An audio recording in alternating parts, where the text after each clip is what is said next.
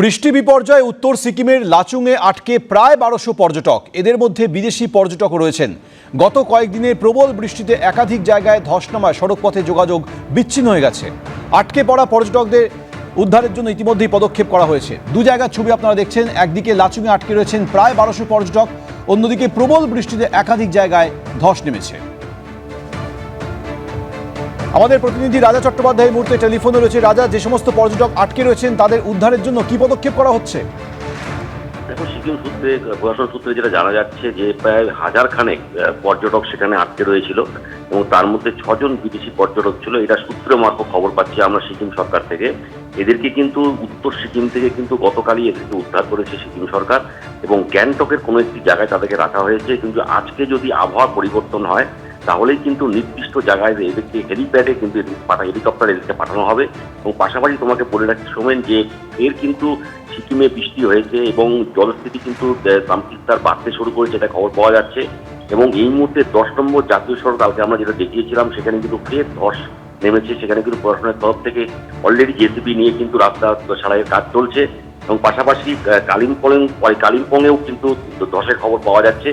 সব মিলিয়ে কিন্তু এখনো বিপর্যয় কাটেনি, কারণ রাতে কিন্তু ভারী বৃষ্টি সিকিমে হয়েছে। সেই কারণে কিন্তু বিভিন্ন সড়কে কিন্তু ধস নামার খবর পাওয়া যাচ্ছে এবং পাশাপাশি 10 নম্বর জাতীয় সড়ক পুরোপুরি বন্ধ করে দেওয়া হয়েছে।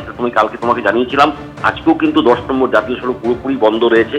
অল্টারনেট একটি রাস্তা সরকার তৈরি করে, সেটা হচ্ছে তোমার বাগরাকোট হয়ে লাভা হয়ে একটি বিকল্প রাস্তা প্রশাসনের তরফ থেকে করা হয়েছে। সেখান থেকে কিন্তু আপাতত গাড়ি চলাচল করছে বলে সূত্রের মাত্র খবর। ধন্যবাদ রাজা।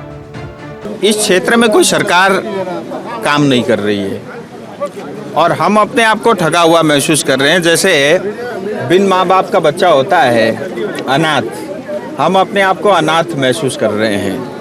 8 महीने का समय बीत चुका है, उसके बावजूद भी यहाँ कोई नहीं पहुँचा है।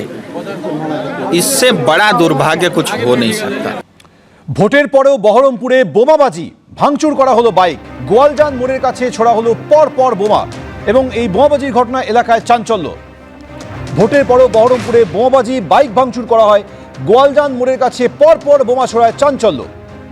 এ বিষয়ে বিস্তারিত কথা বলবো। রাজীব চৌধুরী আমাদের সঙ্গে টেলিফোনে রয়েছে। রাজীব, কারাই বোমা ছুড়ল? সোমেন, গতকাল রাতে গোয়ালজান এলাকায় বোমাবাজির ঘটনা ঘটে এবং সেখানে ভাঙচুরও করা হয় এবং এই ঘটনায় স্থানীয় তৃণমূলের পক্ষ থেকে অভিযোগ করা হচ্ছে বিজেপির আশ্রিত দুষ্কৃতীরা তাদের উপর এই আক্রমণ চালিয়েছে এবং স্থানীয় একটা ইস্যুকে নিয়ে বেশ কিছুদিন ধরে দুই অঞ্চলের মধ্যে একটা গন্ডগোল চলছিল। সেই ঘটনার জেরেই এই আক্রমণ বলে তারা অভিযোগ করেন এবং ঘটনার পর থেকে এলাকায় বিশাল পুলিশ বাহিনী মোতায়েন করা হয়েছে। সকাল থেকে জওয়ান সেখানে টহলও চলছে। পরিস্থিতি এখন নিয়ন্ত্রণে রয়েছে। তবে স্থানীয় একটা ইস্যুকে কেন্দ্র করে বেশ কয়েকদিন ধরে সেখানে উত্তেজনা ছিল। সেই উত্তেজনার পরিপ্রেক্ষিতেই এই আক্রমণ চালানো হয় বলে তৃণমূল কর্মীরা কিন্তু অভিযোগ করছেন এবং তারা সরাসরি বিজেপি আশ্রিত দুষ্কৃতীদের দিকে এই অভিযোগের আঙুল তারা তুলেছেন। ধন্যবাদ রাজীব।